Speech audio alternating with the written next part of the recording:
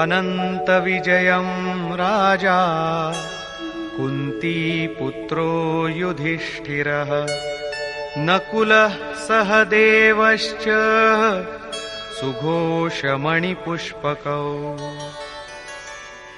ಕುಂತಿಪುತ್ರನಾದ ಮಹಾರಾಜ ಯುಧಿಷ್ಠಿರನು ಅನಂತ ವಿಜಯ ಎಂಬ ಶಂಖವನ್ನು ಊದಿದನು.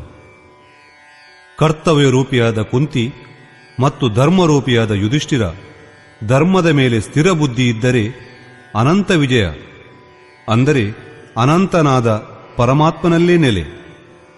ಯುದ್ಧೇ ಸ್ಥಿರಸಃ ಯುಧಿಷ್ಠಿರ ಅಂದರೆ ಪ್ರಕೃತಿ ಪುರುಷ ಕ್ಷೇತ್ರಜ್ಞ ಎಂಬ ಸಂಘರ್ಷದಲ್ಲಿ ಸ್ಥಿರವಾಗಿರುವಿಕೆ.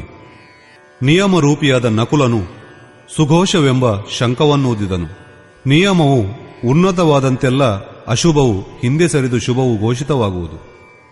ಸತ್ಸಂಗರೂಪಿಯಾದ ಸಹದೇವನು ಮಣಿಪುಷ್ಪಕವೆಂಬ ಶಂಖವನ್ನು ಮೊಳಗಿದನು. ಪಂಡಿತರೆಲ್ಲರ ಪ್ರತಿಯೊಂದು ಉಸಿರು ಸಹ ಒಂದೊಂದು ಮಣಿಯಂತೆ. ಹೀರಾ ಜೈಸಿ ಶ್ವಾಸ ಬಾತೋಮೆ ಬೀತಿ ಜಾಯ್. ಒಂದೊಂದು ವಜ್ರಮಣಿಗೆ ಸಮಾನವಾದ ಉಸಿರು ಕೇವಲ ಹುರುಳಿಲ್ಲದ ಮಾತುಗಳಲ್ಲಿ ಕಳೆದು ಹೋಯಿತು.